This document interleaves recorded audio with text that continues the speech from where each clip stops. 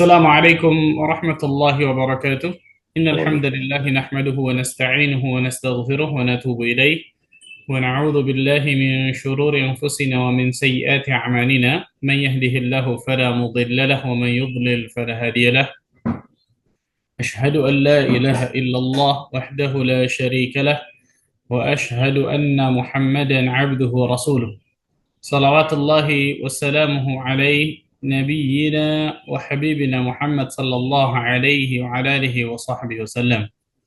قال الله تعالى في كتابه الكريم: يا أيها الذين آمنوا اتقوا الله حق تقاته ولا تموتن إلا وأنتم مسلمون، أما بعد.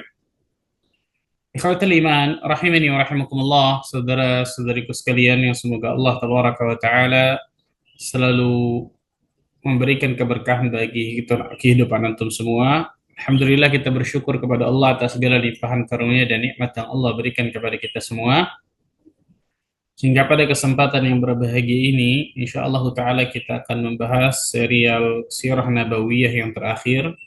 Setelah kemarin kita bahas tentang wafatnya Rasulullah Sallallahu Alaihi Wasallam, maka hari ini apa yang terjadi setelah Rasul Sallallahu Alaihi Wasallam wafat tersebut? Kita mengetahui bersama musibah yang sangat luar biasa besar ditimpa di kota Madinah di tengah para sahabat pada saat itu. Sehingga Anas bin Malik menceritakan bagaimana musibah itu yang sangat luar biasa. Dari riwayat yang sahih yang diriwayatkan Imam Ibnu Majah, kata Anas bin Malik, "Lamma kana al-yawm alladhi dakhala fihi Rasulullah sallallahu alaihi wasallam al-Madinah, adha'a minha kullu syai'." Ketika Rasul Shallallahu Alaihi Wasallam masuk ke kota Madinah ini, maka bersinarlah segala sesuatu. Subhanallah, bercahaya segala sesuatu dengan cahaya iman jelas. Kemudian falamma kana al-yawm alladhi mata fihi adlama minha kullu syai'. Dan ketika beliau wafat Shallallahu Alaihi Wasallam, segala sesuatu di kota Madinah pun menjadi gelap rasanya. Menunjukkan bagaimana sedihnya para sahabat, perubahan pada hati mereka, kondisi mereka ketika wafatnya Nabi Shallallahu Alaihi Wasallam, sampai mulai tampak berbagai macam kegelapan. Sedih maksudnya, kegelapan yang sangat luar biasa, itu kesedihan yang sangat luar biasa. Wahyu terputus dari atas langit, keberkahan dari diri Nabi Shallallahu Alaihi Wasallam hilang di kota Madinah, kesedihan yang sangat luar biasa, masya Allah. Sampai-sampai pada saat itu Umar bin Khattab radhiyallahu taala anhu arda sulit menerima berita itu. Sulit menerima berita itu. Dari apa ini? Min syiddati hubbihim. Dari rasa cinta mereka yang sangat luar biasa kepada Nabi sallallahu alaihi wasallam. Sehingga Umar bin Khattab radhiyallahu anhu sampai mengatakan, "Wallahi ma mata Rasulullah sallallahu alaihi wasallam." Demi Allah, Rasul sallallahu alaihi wasallam tidak wafat. Wala yab'atsannahu Allah.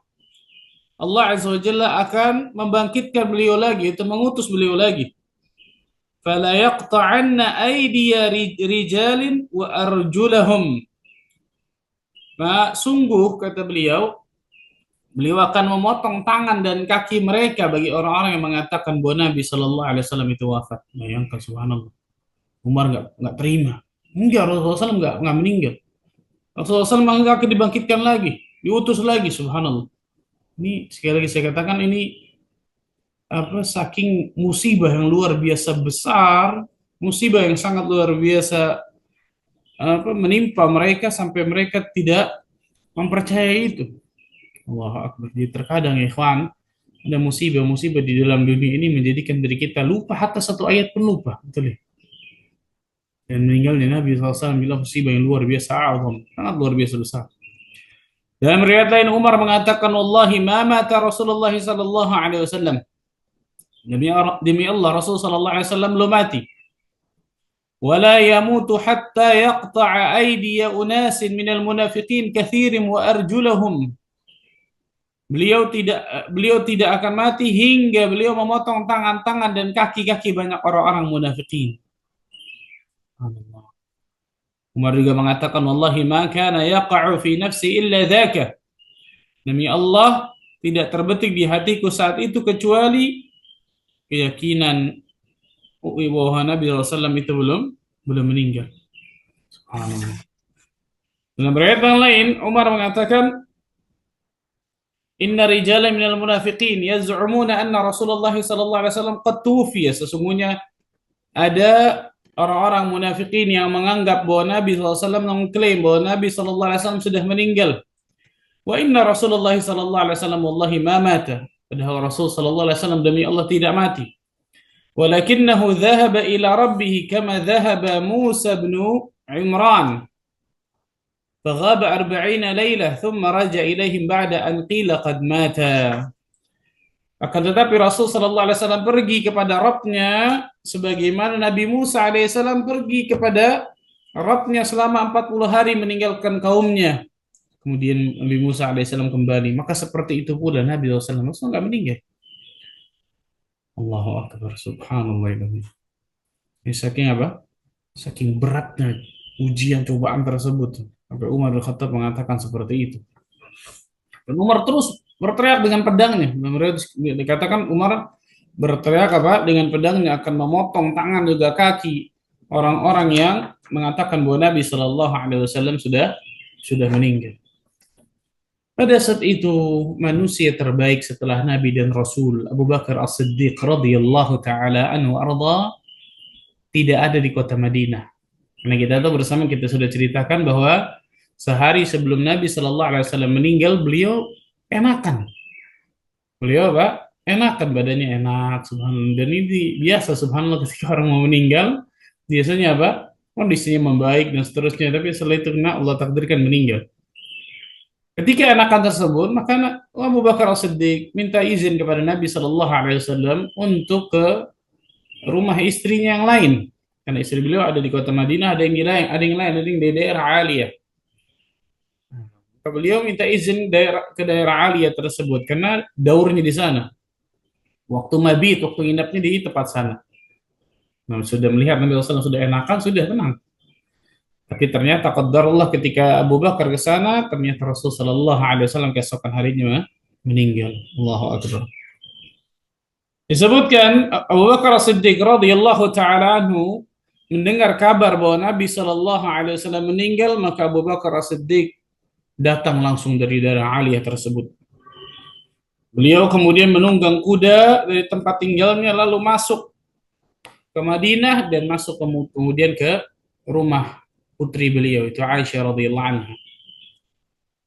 Kemudian dia mendapati Rasul sallallahu alaihi wasallam sudah terbaring ditutupi kain tidurnya. Maka Abu Bakar As-Siddiq kemudian membukanya, kemudian mengecup kening dari Nabi sallallahu alaihi wasallam sambil menangis. Allahu Akbar. Sedih luar biasa. Hatta Abu Bakar sedih, dan tangisan jelas tangisan rahmat, tangisan kasih sayang. Siapa yang enggak sedih, bayangkan. Allahu Akbar. Maka Abu Bakar mengatakan, bi abi anta wa ummi, demi ayah dan ibuku sebagai tebusan bagimu. Wallahi la yajma'allahu 'alaika mautataini, amma mautatul lati kutibat 'alaika faqad muttaha. Allah tidak menyatukan kepadamu dua kematian. Ini engkau telah mengalami kematian yang telah ditetapkan oleh Allah Azza wa Jalla atasmu. Allahu Akbar. Allahu Akbar.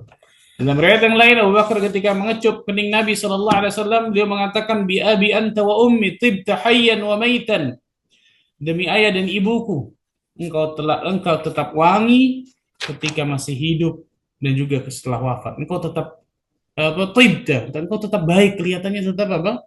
Bagus, wangi, baik, luar biasa ketika engkau hidup dan ketika engkau juga apa? Meninggal. Subhanallah. Lalu kemudian Abu Bakar As-Siddiq radhiyallahu anhu menemui manusia, terutama di situ ada Umar bin Khattab. Kemudian Abu Bakar As-Siddiq berkhutbah di hadapan manusia. Yang pertama menenangkan Umar bin Khattab, wahai Umar, duduk. Umar nggak mau duduk. Umar tetap kemudian apa, dengan pedangnya, aku akan memotong tangan dan kaki orang-orang yang mengatakan Rasulullah SAW telah meninggal. Karena tidak dengar, Abu Bakar kemudian khutbah, tidak menghiraukan Umar. Setelah beliau memuji Allah tabaraka wa taala, bertasyahud kepada Nabi sallallahu alaihi wasallam, bersalawat kepada Nabi sallallahu alaihi wasallam, kemudian mengatakan, amma ba'du. Faman kana minkum ya'budu Muhammadan sallallahu alaihi wasallam fa inna Muhammadan qad mat Amma ba'du, kata beliau, barang siapa yang menyembah Muhammad sallallahu alaihi wasallam, maka sungguh Muhammad sudah mati, meninggal, wafat. Wa man kana ya'budullah fa innallaha hayyun la yamut. Barang siapa yang menyembah Allah azza wa jalla, maka sungguh Allah azza wa jalla maha hidup dan tidak akan mati. Lihat bagaimana keimanan Abu Bakar pada saat sahabat semuanya goncang, hatta sekelas Umar bin Khattab radhiyallahu anhu, luar biasa. Bayangkan bagaimana kesatria yang luar biasa Umar ini. Di musibah yang sangat besar menimpa kaum muslimin menjadikan Umar bin Khattab tidak menerima itu. Berat luar biasa untuk menerima itu. Umar bukan gak ridho akan takdir Allah, tapi saking beratnya musibah tersebut menjadikan beliau lupa gitu. Maka Abu Bakar membacakan ayat yang pertama, surat Az-Zumar, surat 39 ayat 30. Innaka mayyitun wa innahum mayyitun. Sesungguhnya engkau akan mati dan mereka pun akan mati. Engkau ya Muhammad pasti akan mati. Dan mereka pun manusia pasti akan mati. Kemudian Abu Bakar juga membacakan ayat dalam surat Ali Imran ayat ke-144. Wa ma Muhammadun illa rasulun qad khalat min qablihi rusul. Afa immata aw qutila qalabtum ala aqabikum. ومن ينقلب على عقبيه فلن يضر الله شيئا وسيجزي الله الشاكرين. Muhammad sallallahu alaihi wasallam tidak lain hanyalah seorang nabi dan rasul. Sungguh telah berlalu sebelumnya beberapa orang rasul. Apakah jika dia wafat atau dibunuh kalian berbalik ke belakang, kalian murtad kembali? Barang siapa yang berbalik ke belakang itu murtad, maka dia tidak mendatangkan kemadaratan kepada Allah sedikit pun. Dan Allah Azza wa Jalla memberikan balasan bagi orang-orang yang bersyukur. Ibn Abbas radhiyallahu anhu mengatakan, wallahi laka'anna an-nas lam yakunu ya'lamuna anna Allah anzala hatta talaha Abu Bakar radhiyallahu anhu fatalaqaha minhu an-nas. Demi Allah, kata Ibn Abbas, seakan-akan semua orang tidak ada yang mengetahui bahwa Allah Azza wa Jalla telah menurunkan ayat tersebut sampai Abu Bakar radhiyallahu anhu membacakan ayat itu dan manusia mengambil ayat itu darinya. Allahu Akbar. Seakan-akan pada saat itu manusia seakan-akan atau para sahabat nggak tahu ayat itu, padahal mereka tahu ayat itu. Subhanallah. Yang saya katakan tadi, saking apa? Saking besarnya musibah, beratnya musibah yang menimpa para sahabat pada saat itu. Umar bin Khattab ketika mendengar Abu Bakar berkhutbah membacakan dua ayat tadi, kemudian Umar tersungkur, lemas kakinya langsung. Demi Allah, sesungguhnya seakan-akan aku belum pernah mendengar ayat ini sampai Abu Bakar radhiyallahu anhu membacakan ayat ini. Lemas, kemudian tersungkur jatuh di tanah. Allahu Akbar. Allahu Akbar. Lihat bagaimana kuatnya Abu Bakar ya. Seorang yang mungkin jarang dari kaum muslimin yang tahu. Beda sama Umar mungkin. Betul ya? Umar luar biasa, Masya Allah. Tapi sepakat ulama mengatakan Abu Bakar radhiyallahu anhu manusia terbaik setelah Nabi dan Rasul. Salah satu ciri ini.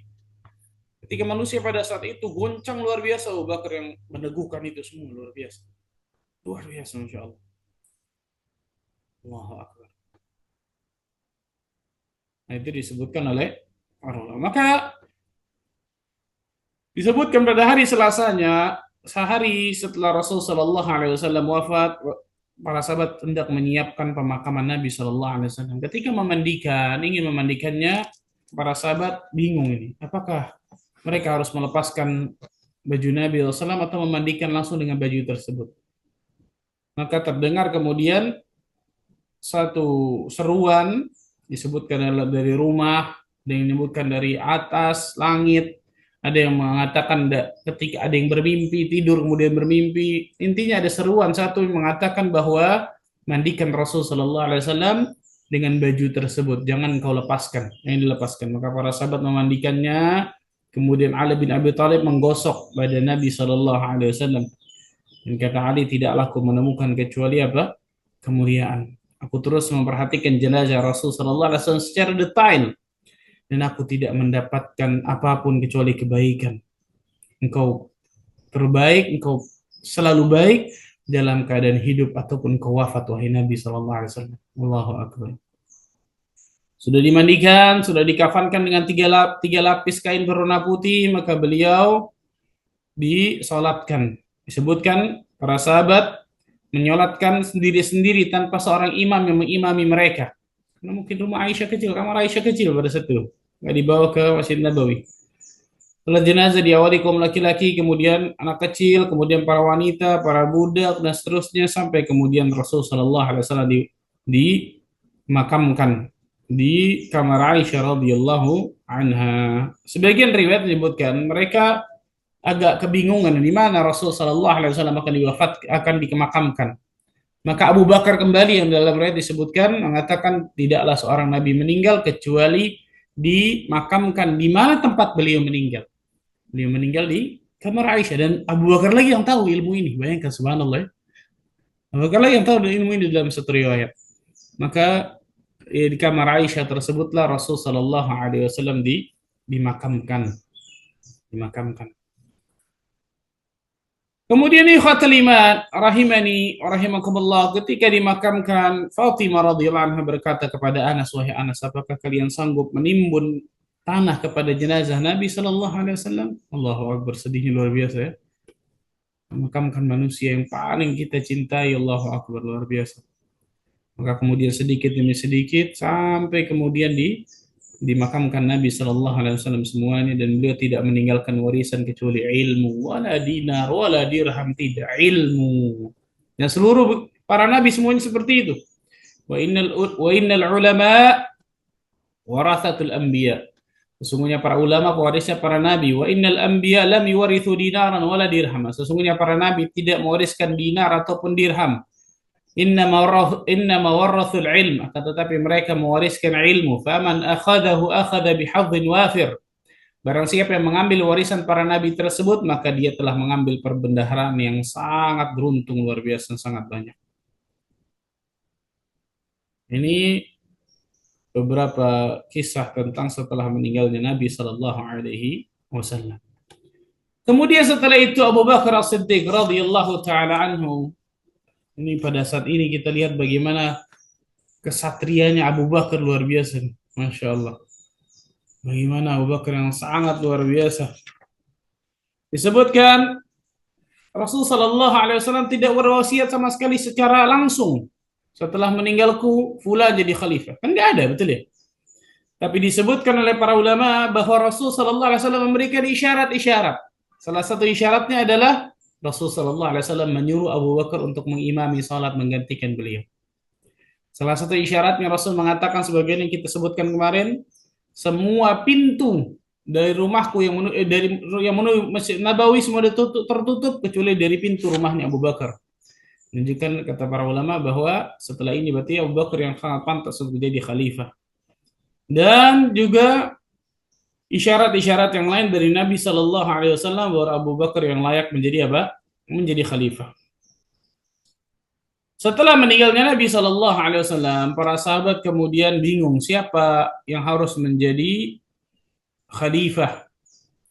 Siapa yang harus menjadi khalifah, subhanallah.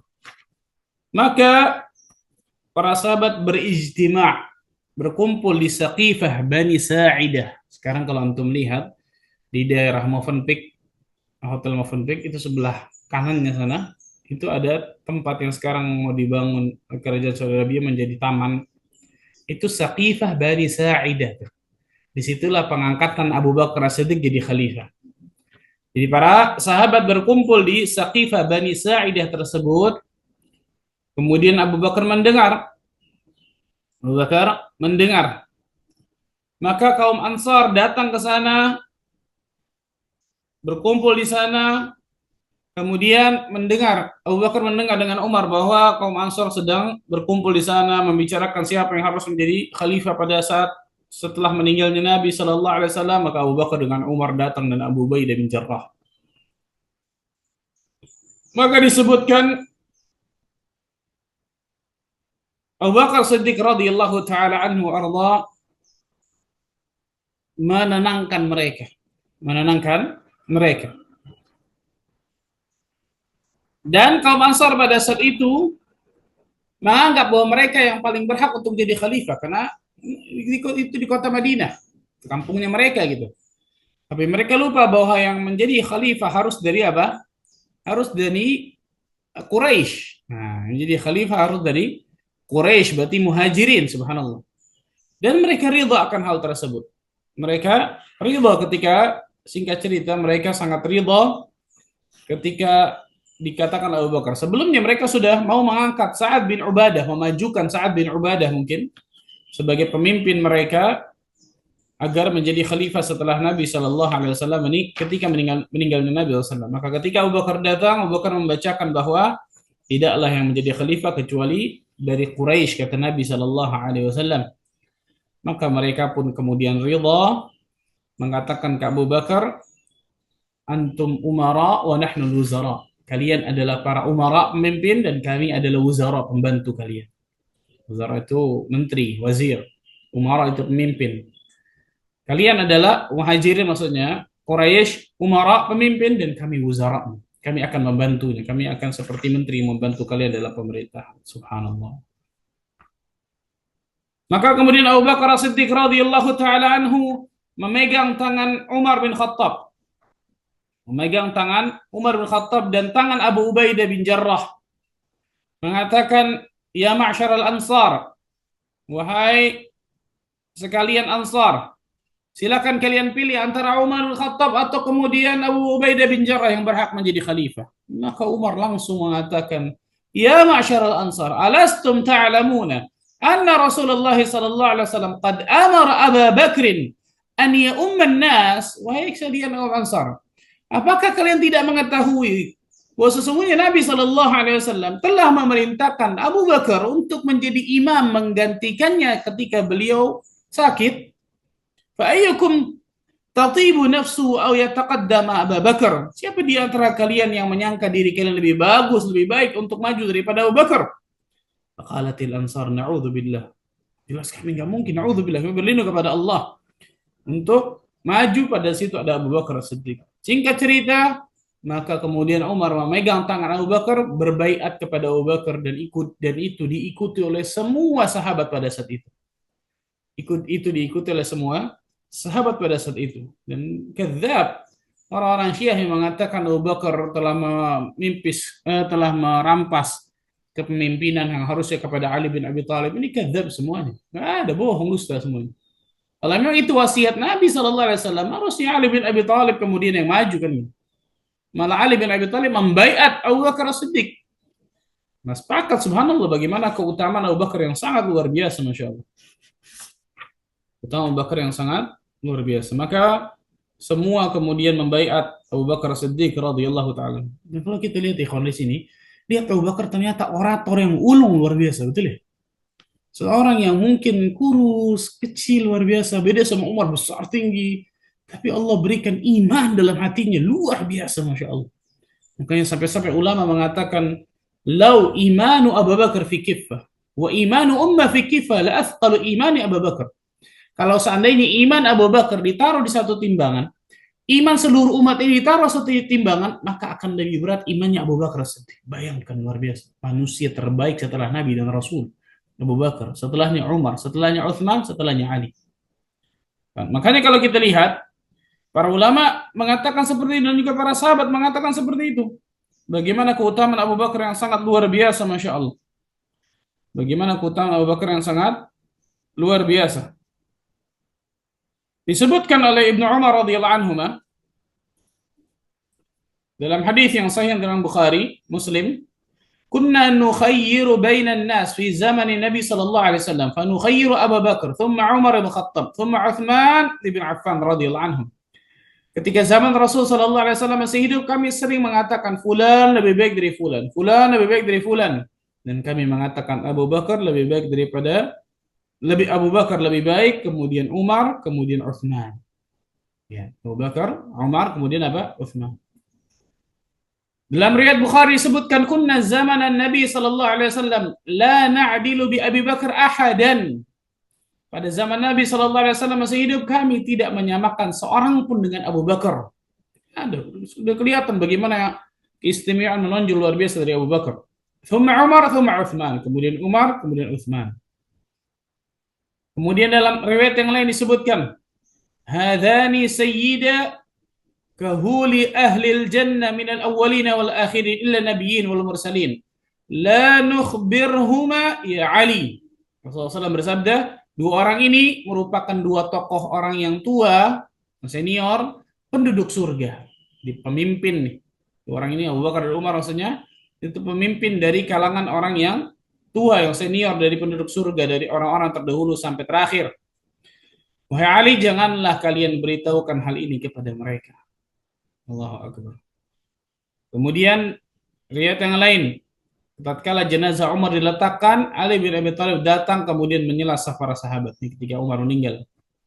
Ali mengatakan, inni la arju an yaj'alaka Allahu ma'a sahibaika fa inni katsiran ma kuntu asma'u Nabi sallallahu alaihi wasallam yaqul dhahabtu ana wa Abu Bakar wa Umar wa dakhaltu ana wa Abu Bakar wa Umar.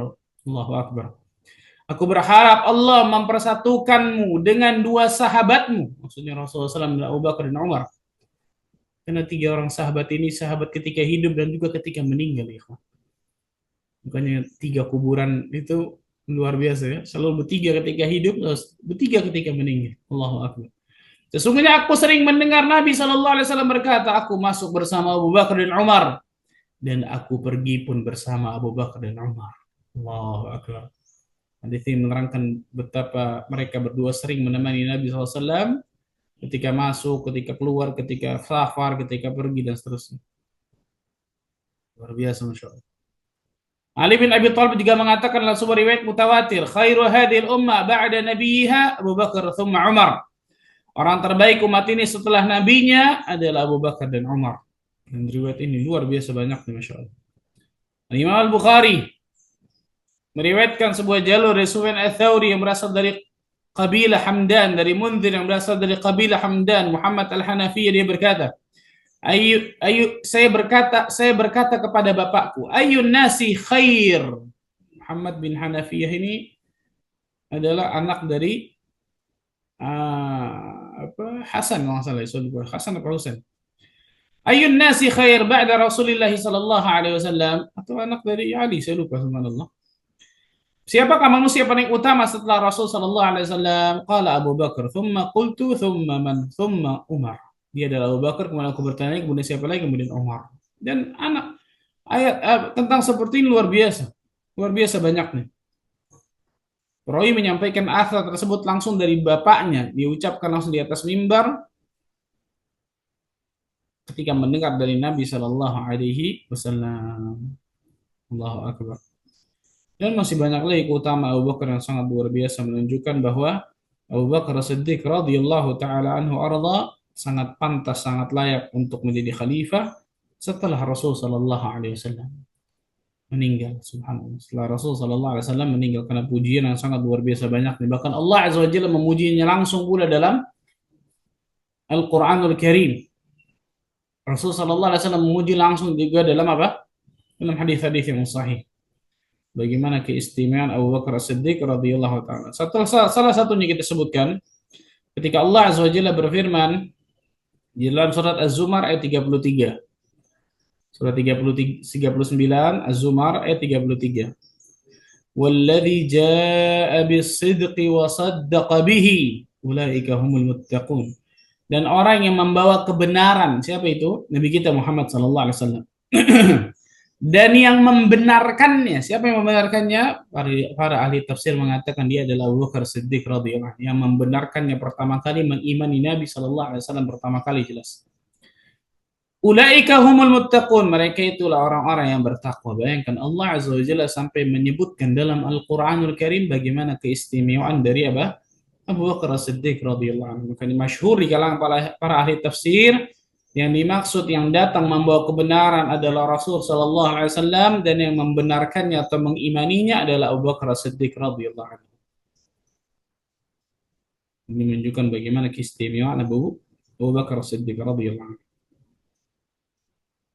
Dan masih banyak lagi keutamaan-keutamaan yang sangat luar biasa yang dimiliki oleh Abu Bakar As-Siddiq yang tidak mungkin kita bisa sebutkan satu persatu. Intinya, manusia terbaik setelah Nabi dan Rasul adalah Abu Bakar Siddiq, kemudian Umar, kemudian Utsman, kemudian Ali. Itu sepakati oleh para ulama, Masya Allah. Maka yang paling berhak mendapatkan atau memegang tampuk kepemimpinan khalifah setelah meninggalnya Rasul sallallahu alaihi wasallam adalah Abu Bakar Siddiq, dan ini disepakati oleh seluruh sahabat dan juga seluruh ulama ahlu sunnah. Tidak seperti yang dikatakan orang-orang Syiah, na'udzubillah min dzalik. Wallahu taala a'lamu bissawab. Ini mungkin yang saya bisa sampaikan dari pelajaran sirah kita. Dan alhamdulillah Allah berikan kemudahan kita menyelesaikan kisah sirah ini. Semoga dari kita termasuk golongan hamba-hamba Allah yang terus mencintai Nabi Sallallahu Alaihi Wasallam, mencintai para sahabatnya, mencintai orang-orang saleh. Dan dengan itu semoga Allah Tabaraka wa Taala bisa terus berikan keberkahan bagi kehidupan kita, dan semoga dengan itu Allah Azza wa Jalla mengumpulkan kita di surga Firdausnya bersama Rasul Sallallahu Alaihi Wasallam, Abu Bakar, Umar, Uthman, Ali, dan seluruh sahabat, dan juga salafus salih terdahulu. Allahumma amin. Wallahu ta'ala musab. Ini mungkin yang saya bisa sampaikan. Semoga yang sedikitnya bermanfaat bagi diri saya dan antum sekalian. Barakallahu fikum. Subhanakallah bihamdika. Ashhadu an la ilaha illa anta astaghfiruka wa atubu ilaik. Wassalamualaikum warahmatullahi wabarakatuh.